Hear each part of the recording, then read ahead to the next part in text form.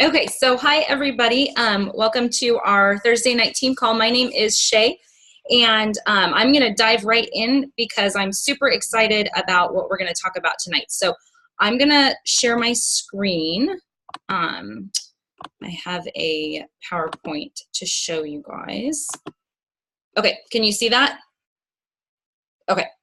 Okay, so tonight I'm going to talk about this book I just finished reading. It's called Finish.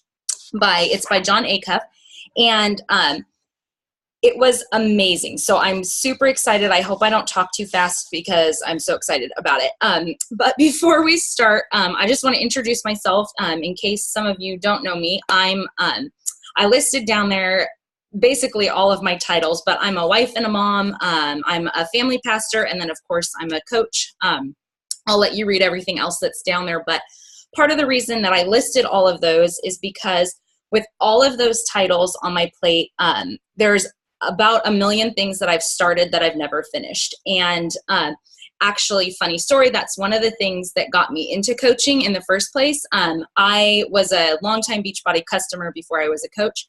And I had started P90X like so many times it's embarrassing, but I'd never finished.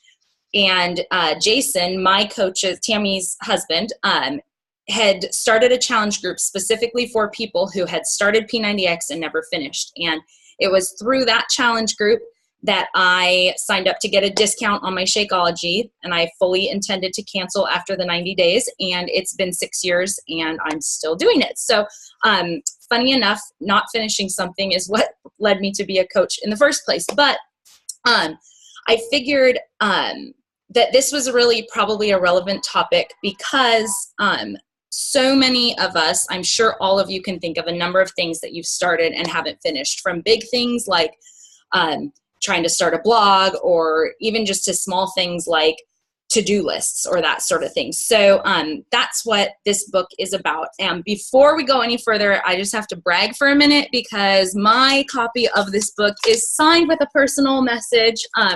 I met Jon Acuff. Actually, I've seen him in person quite a few times speaking at different leadership events. And so he signed my book for me, which I was like fangirling about. But anyways, that's beside the point. What I wanted to do today is start let me back up a little bit. The point of tonight's talk really is going to be to convince you that you need to read this book because it really is so, so good. So ultimately, that's the point. But in case you are not convinced yet, or in case you don't even know what it's about, I wanted to start by actually reading the inside flap of the book to you. Just to give you a little idea of why you need to read it. So it says, year after year, readers pulled me aside at events and said, I've never had a problem starting. I've started 1 million things, but I never finished them. Why can't I finish? According to studies, 92% of New Year's resolutions fail. You've practically got a better shot at getting into Juilliard to become a ballerina than you do at finishing your goals. For years, I thought my problem was that I didn't try hard enough, and so I started getting up earlier. I drank enough energy drinks to kill a horse. I hired a life coach and ate more superfoods. Nothing worked, although I did develop a pretty nice eyelid tremor from all the caffeine. It was like my eye was waving at you very, very quickly. Then, while leading a 30-day online course to help people work on their goals, I learned something surprising. The most effective exercises were not those that pushed people to work harder. The ones that got people to the finish line did just the opposite. They took the pressure off. Why? Because the sneakiest obstacle to meeting your goals is not laziness, but perfectionism. We are our own worst critics, and if it looks like we're not going to do something right, we prefer not to do it at all. That's why we're most likely to quit on day 2, the day after perfect, when our results almost always underperform our aspirations. The strategies in this book are counterintuitive and might feel like cheating, but they're based on studies conducted by a university researcher with hundreds of participants. You might not guess that having more fun, eliminating secret rules, and choosing something to bomb intentionally works, but the data says otherwise. People who have fun are 43% more successful. Imagine if your diet, guitar playing, or small business was 43% more successful just by following a few simple principles. If you are tired of being a chronic starter and want to become a consistent finisher, you have two options. You can continue to beat yourself up and try harder, since this time that will work, or you can give yourself the gift of done. So that's what it says on the inside flap of the book, and it's so good, right? It sounds like something that we all need so much. And so honestly, I think that everybody needs this book in some capacity or another, but especially or specifically us as coaches. And there's three reasons why I think that. The first reason is that Jon Acuff is a really, really good writer. If you've never read anything by him, or if you've never heard him talk, he is, I know it's a personal opinion, but he is awesome. And one of the reasons that I think that's important, actually, more than just the surface level of he's fun to read, is as coaches, we know that personal development is important, and we get bombarded by so many books. Actually, it's funny that we started out talking about that before this call, because every time that you are around other coaches or that you listen to any sort of training or whatever, there's like 10 new books that you have to read, and you have to add them to your list. And sometimes there's so many recommendations that it can be overwhelming. And so what I love about Jon Acuff is his books are really relatively short. This one is just under 200 pages, and it's pretty big font. So it's a pretty quick read. They're easy to read because he's hilarious and entertaining. He's just kind of a big goof, really. And it's really straightforward and to the point, so it's easy to implement. So that's the first reason. I think it's really perfect for those of us who are trying to just constantly be reading personal development and have so much to do. The second reason is obvious. As coaches, we are starting and running our own businesses, and with that comes a million things that we need to do. Again, every week on this team call, I don't know about you, but it's like we walk away with another list of like, oh, those are great things I need to implement. Or every time you listen to the national wake up call, or gosh, go to summit, and it's like fire hose in your face kind of thing. And it's all super awesome, but it's almost like the next week comes and you haven't even finished the thing from the last week. And so you have all these great things you've started that you haven't finished. And so this book will help you finish those things. And then the third reason that I think this is particularly important for us as coaches is because what we do is help our challengers accomplish their goals. And how many times have you had a challenger start something like a challenge group or a program or whatever and not finish? And so what this book does is not only give you the tools to finish and accomplish your goals, but you can pass those on to your challengers in your challenge group. In your challenge groups, it will help you to help them finish and get results. So that's why I think this book is so awesome. So I want to tell you just a little bit about the book. There are 8 chapters in the book, along with an introduction and a conclusion. All the chapters are amazing. And basically, it's like 8 different steps to finishing. In the introduction, Jon kind of sets the stage by explaining that really the enemy of finishing something is perfection. And so all of these 8 steps are basically how to defeat perfectionism so that you can accomplish those goals. And so like I said, all of these chapters are amazing, but we would be here all night if I tried to talk about all of them. So I picked the 4 that kind of really stuck out to me, or that I have already seen success in implementing. And so I just want to kind of briefly touch on those 4, just to give you a taste of some of the things that I learned from this book. So the first one I want to talk about is cutting your goal in half. That's what I think that's the second chapter. And it's this kind of a funny one because it seems really counterintuitive and it almost feels like it's cheating, which Jon talks about in the book. And he talks about, so if you cut your goal in half, or if you extend the timeline for your goal and you accomplish it, how is that actually cheating? You're not cheating anybody. You're still accomplishing, you're still making progress. And so he says to take whatever your goal is and cut it in half. And one of the paragraphs that he has in the book, I'll just read to you. He says, I'm not telling you to do less. Doing this, cutting your goal in half, will actually help you do more. Goals are a marathon, not a sprint. I know that if I can get you to do a little one month and win, you're more likely to do a little more the next month and win even more. In the course of a year, or maybe even a lifetime, that approach will always beat the kill yourself for a month approach. That one tends to end one of 2 ways. You miss your goal and give up, or you hit your goal and are so spent that you give up. This one I loved because it made me break goals down into chunks that were easily attainable. And I want to share just a personal example. I just finished, I listened to the book, and then now I've started reading through it, but I just finished listening to it maybe like 2 weeks ago. But this was the second chapter. And so I started implementing it right away. And I wanted to just share a personal example. One of my challengers, actually, her name is Nikki, and she has been a customer for a long time.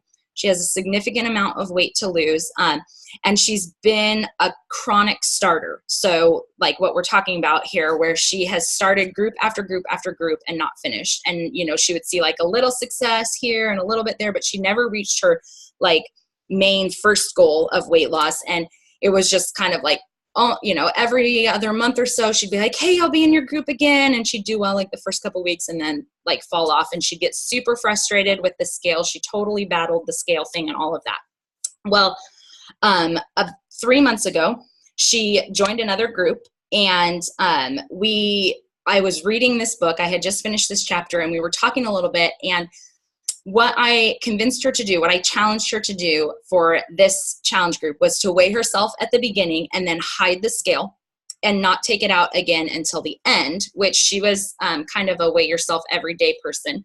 And for her, I challenged her to do that, and to, instead of making her goal this X amount of pounds lost, which had been her goal for like the last 2 years, instead of making that her goal for this challenge group, I said, let's just make your goal for you to actually finish the group, like to check in every day, to still be present, and to finish the group.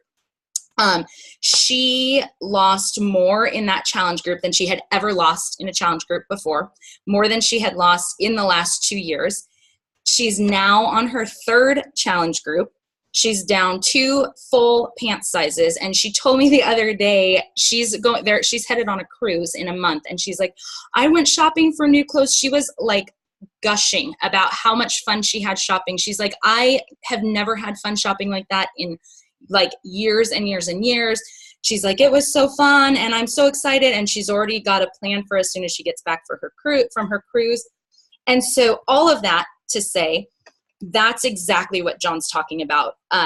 By cutting it in her goal in half, by doing a smaller goal, instead of saying, oh, and obviously the biggest thing is she did ultimately end up reaching that big weight loss goal that she had been working towards.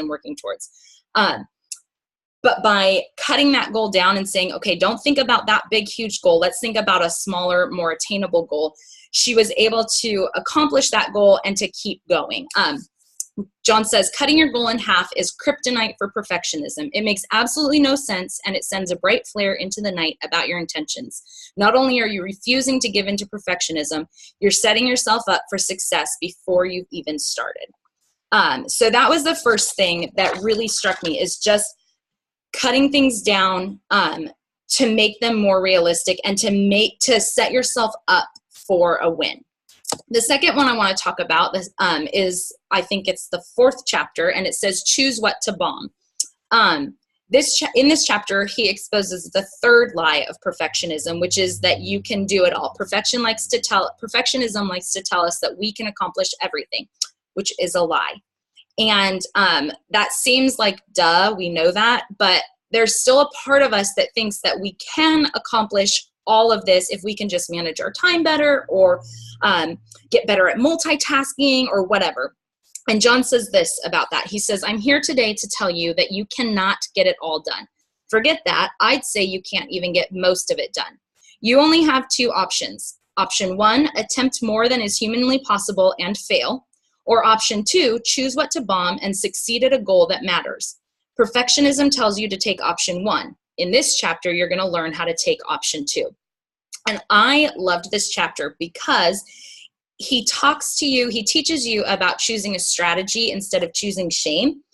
And I don't know about you, but for me, I already found myself bombing a lot of areas in life a lot of the time. Like basically in every season, I'm bombing something or another. Like if there's a big project going on, then the housework fails, or if I'm really focusing on my business, I'm not spending as much time with the kids, or whatever the case is. Like we all know we have a million balls in the air and nobody's good at balancing everything equally. What the difference is, what I learned from this chapter was choosing ahead of time what I was going to bomb in a certain season takes the shame and the guilt portion out, which was huge, because what I had been doing up to that point was feeling bad that I wasn't accomplishing everything. And so basically, no matter what I was focusing on, I was always feeling like I was failing something. Like, okay, I'm going to really like focus on my business for this week because I have this big goal to crush. Oh, but I feel bad that the house is a mess and I haven't, spent as much time with the kids and blah, blah, blah, blah, blah. Or I'm going to really like spend time with the kids to make up for it. And oh, now I haven't like done as much with my business or whatever the case is. And I was always feeling bad. But with this new mindset, instead of that, you look at it from the front side of things and you say, okay, I have, like for me right now, I have a huge project for my work. Actually I'm a pastor and I'm getting my licensing. Well, it's due next Wednesday. So I have like 14 essays to write. It's a big project. So in the past, I would have like buckled down, hunkered down and focused on that and felt really bad that I was neglecting everything else. But this time instead, I've been able to say, I know that this is the season I'm in for this week. And it's okay. Like I chose to not do the dishes. Like I chose to not do X, Y, and Z. And just by choosing specifically what you were going to suck at for that season, what you weren't going to do well, it totally changes your attitude and the way your emotional response to it. And it gives you a freedom. So he says, once you get beyond the initial guilt of not being able to get everything done, choosing what to bomb becomes sort of fun. The stress of perfectionism gives way to laughter as you list the myriad things you'll no longer accept shame about. And that's really true. So I loved that chapter. And then the next one I want to talk about is called Leaving Your Hiding Places and Ignoring Noble Obstacles. This one is a little bit longer and it's a little more introspective, but I really liked this one because it made me stop and really think. He describes it like this. He says, when we dare to focus, 1,000 other things start begging for our attention. Perfectionism offers us two distinct distractions: hiding places and noble obstacles. So I'm sure this has happened to all of you guys, but when you like sit down and you're like, okay, I'm going to focus on this big thing. Like, I'm going to plan out my challenge group for the next month or whatever. All of a sudden you're like, oh, and I have these emails and oh, the laundry just buzzed and oh crap, the dishes and whatever. And it's like a million other things become important. And so he puts these into a couple different categories: hiding places or noble obstacles. And he says hiding places are the safe places we go to hide from our fear of messing up. It's the tasks that let us get our perfectionism fix by making us feel successful even as we avoid our goals. So basically, a hiding place is something where you sit down to tackle a big project or a big goal, and you want to feel that instant gratification of doing something well or accomplishing something, and you know that you can't get it out of what you're sitting down to work on, and so you do something else where you can get it. So he talks about this could be something as simple as like watching Netflix. Like you're like, oh God, I have so much to do. Oh, I'm going to binge watch this show. And the way he talked about it was really interesting because that seems like one of those things where it's like, I'm just ignoring what I have to do. But he talked about how it can really be a thing where you're like, if I'm just watching TV, I can't fail. Nobody can critique me. I can't mess this up. I don't have to worry about it being perfect. I just have to watch TV. And so that is a hiding place. He talked about some hiding places can be disguised as like really good things. Like for him, when he said that his wife tells him she always can tell if he's hiding from something because his email inbox is cleaned out. And he said that like for him, if he has a big project that he's trying to avoid or trying to like put off, he'll like go through and clean out his thousands of emails in his inbox. And even though that seems like a really good thing, it's not the most productive thing to be doing at that moment. So those are hiding places. In the book, he teaches you how to identify your hiding places and how to stop running to your hiding places. And then noble obstacles are what perfectionism throws at us next if we already deal with the hiding places. So these are the very good reasons that we can't pursue our goals. There are two kinds of noble obstacles. One tells you that you can't move towards your goal until you do something else. And the second one tells you that reaching your goal could actually produce bad results or make you a bad person. So So the first kind of noble obstacle is like an until obstacle. So like he gave the example of somebody who wanted to write a book. Well, yeah, but I can't write a book until I figure out what the copywriting laws are. Or like, yeah, I want to start a blog, but I can't start a blog until I research every single different type of blog format and theme and find the perfect one. So those are noble. It sounds like a good thing. Yeah, you should research copyright laws. Yeah, you should find out what the best theme is for your topic for your blog. It sounds noble and it sounds good, but really it's just an excuse and it's just a distraction. The second kind is an if-then noble obstacle. And this one is totally me. He gives the example in one of the examples in the book where he talks about like guys, he's like, I've heard guys who are like, oh, well, I would work out, but if I started working out, I'd get too bulky and I don't want to like bulk up. So I'm just not going to do anything. And he talks about like, he's like, you haven't even lifted like a single weight and you're already worried that you're going to get too bulky. For me, my noble obstacle was I kept telling myself or thinking to myself, like, I can't create a team logo and a team name until I figure out if my husband is going to start coaching, because then we'd want to have like one that worked for both of us, which is the dumbest. You guys, I've been a coach for 6 years. He's like, it's not going to happen. And if it does, like it's down the road, we can change it. And so the other day, Tammy was like, Shay, like just do it. And so I did. But that was a noble obstacle. Like that seemed like a really legit thing to me. Like we might want to do this together someday, whatever.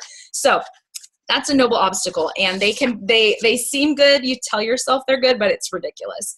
He says, goals are simple, but they're not easy. You must leave your hiding places. You have to abandon your noble obstacles. And in perhaps the strangest way to end a chapter, you better get ready to kill some birds. That last part leads us into the next chapter, which is the last one that I want to talk about, which is called Get Rid of Your Secret Rules. This one, really got me thinking, and to be completely honest, I'm still really like thinking through it and trying to identify my secret rules, if you will.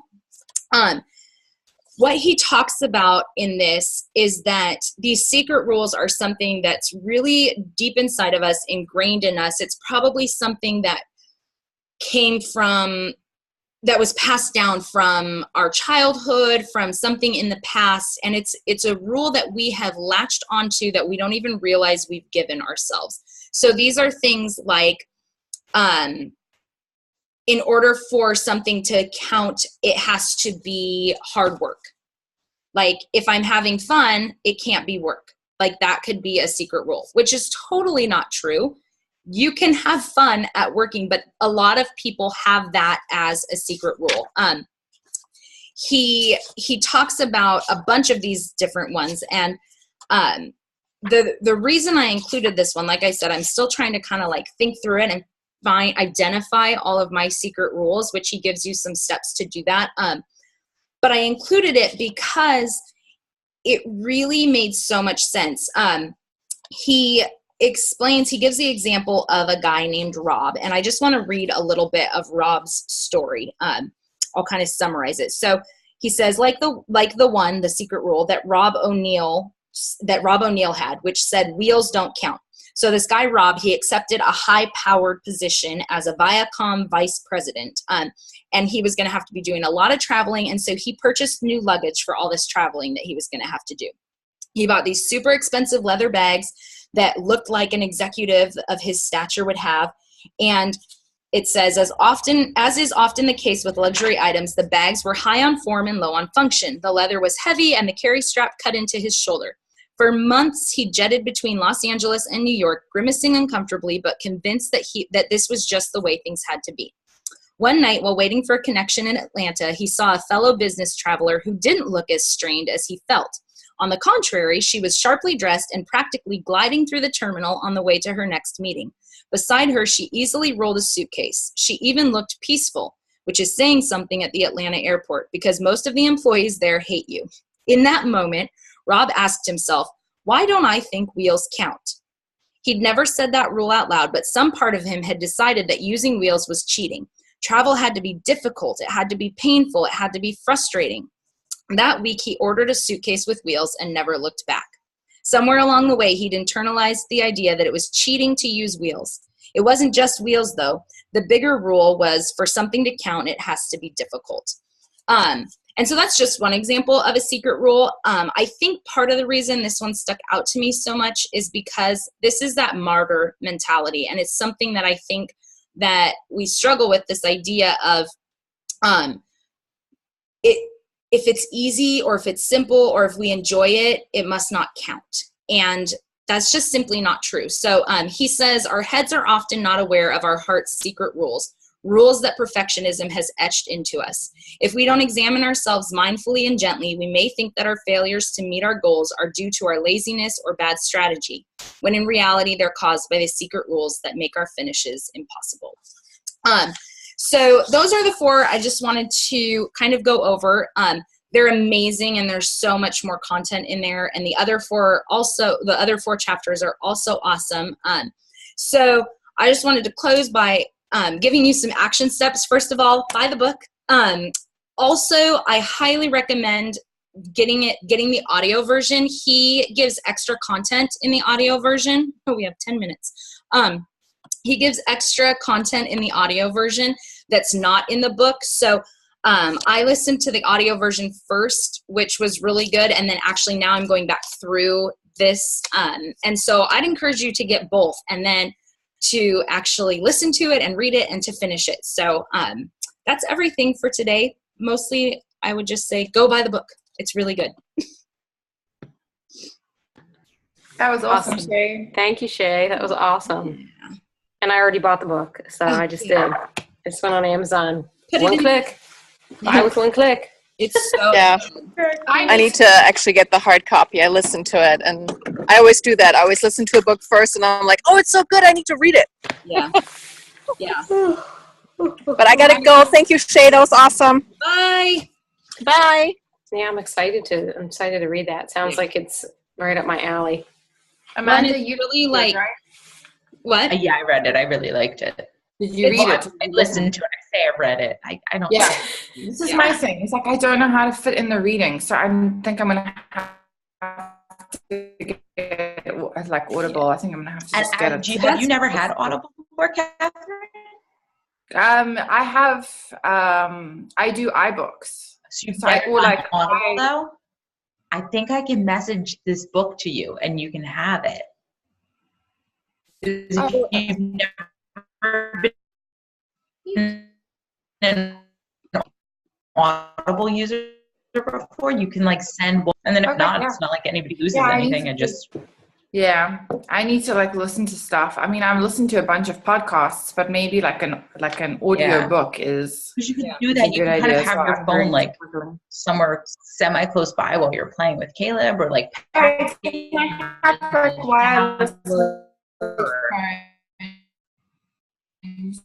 Right. Yeah. Yeah, I listen to stuff all the time. Exactly. Whatever it takes. Right. Yeah.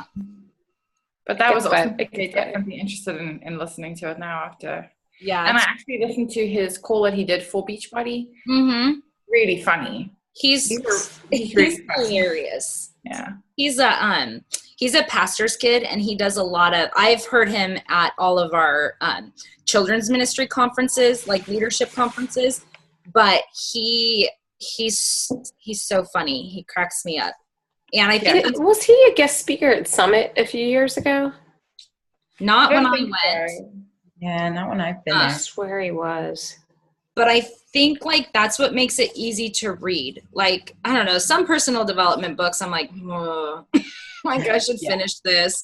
And I didn't feel that way with this one, so, or any of his. But. And some are definitely, you need to read them. Yes. Like some personal development books, you have to like have the hard copy. You can't easily listen. Whereas others, you can very easily listen to them. So it's one. and I don't have like a lot of time to sit down and read a book like this. Well, that's my problem. It's like I have all the best intentions in the world, but I get started 1 chapter, 2 chapters in, and I can't find it. I like to listen to it and then to buy it like you're doing now, Shay. It's good. Then you can just go back and like take points. I'm like, oh my gosh, like I forgot about X, Y, and Z. Well, so you can go back and highlight and reuse it. Yeah, and you don't have to, like, I'm not actually reading it like cover to cover. I'm just kind of like glancing through and like, yeah, I liked that part and whatever. So, yeah, because I don't have time to read. I basically am forcing myself to make time and sit down and read at least a few times a week. Yeah. Because I find it so hard to just have that time to do that. And if I sit down in the kitchen and everybody's home, I get interrupted like 50 times, even if nobody's home, if my husband's here. Yeah. And he's like, oh, and I'm like, I'm here all day. Like, why you see I got the book open. Why are you talking to me right now? Like, you couldn't talk to me before I sat down. Like, you didn't talk to me for the last like 2 hours. I sit down and read the book and all of a sudden, doesn't you have something to say? Yes. It's like when you're on the phone with kids. Yes. On the phone and the child needs you and like, or when you go to the bathroom or. Yeah. Well, so like I've done, like, you can also get, if you get it like the hard copy but digital, that makes sense. So not audio, but because then like when I'm like rocking the kids to sleep or like sitting rubbing Bryden's back, I can read. So you can still read it, but it's hard to like hold a book like with one hand. That is such a good point. Sounds ridiculous, but it's hard. Kids. That is a good point. So it gets better, you guys, I promise. Thank goodness. It does get better. Yes.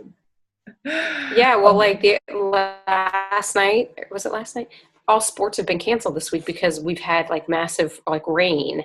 So all the soccer fields are flooded, baseball fields are flooded. Like they canceled last night our baseball practice for tomorrow night and our game for Saturday morning because they said the fields are already so saturated and more rain's in the forecast.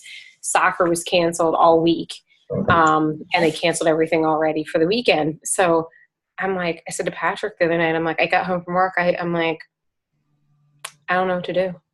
He's like, what do you mean? And I'm like, I don't know what to do. Like, I'm like bored. Like, and he started laughing and he was like, you are always like running around like a chicken with your head cut off. And like, you have time and you don't know what to do with yourself. I'm like, because I'm so used to going all the time and being busy. And it was hilarious. It was absolutely hilarious. I like legit did not know what to do with myself because there's usually always something to do. And like now this weekend, I'm like, okay, what am I going to do? And then you're like, what am I forgetting? Like, I'm sure there's something I'm supposed to. Well, I can start doing some invites to my next group. And then I have a couple Instagram trainings that I've seen online lately. I think Dave posted one in Fit Club Network today that I wanted to watch. And then I got to catch up with Obsessed with Coaching. Oh, I got to catch up with that so badly. But like the one I was listening to and I was like, oh, you know what? I'm going to stop listening to this because I need to sit down and listen to it when I can take some notes. Yes. That's what happens all the time to me with trainings and podcasts. And then I never go back. That's the problem. Like then I never go back. Like there was like National Wake Up Calls, like 2 of them or something that I wanted to go back and listen to and take notes on. I never got back to it. Well, because you're driving or you're making dinner or you're taking a shower or whatever. It's like, I usually listen to them when I'm driving because my signal when I drive for like the cellular always cuts in and out for some reason on the Facebook like videos, but the podcast I can listen to with no problem. So like that's what I usually do. But then I'm like, you can't even voice message yourself when you're driving like to get a quote or something because then half the time the signal doesn't go through and you're dictating the quote and then you look and there's nothing there. That's happened. Right. Mm-hmm. Yes. I dictated, you guys will laugh real quick. I dictated a post that was so good this morning. And I'm going, I look, I'm like, there was nothing there. I was essentially talking to myself. Yeah. But it was really good. It was really good. And I never come up, I'm always like, what am I going to say? I don't know what to say in my post. I don't know. And this had something to say. I was banging it out. And I was like, you didn't record a word I said. But anyway, we got less than a minute here. So thank you, Shay. Thanks so much. Very much. All right. Have a good night, everybody. Bye.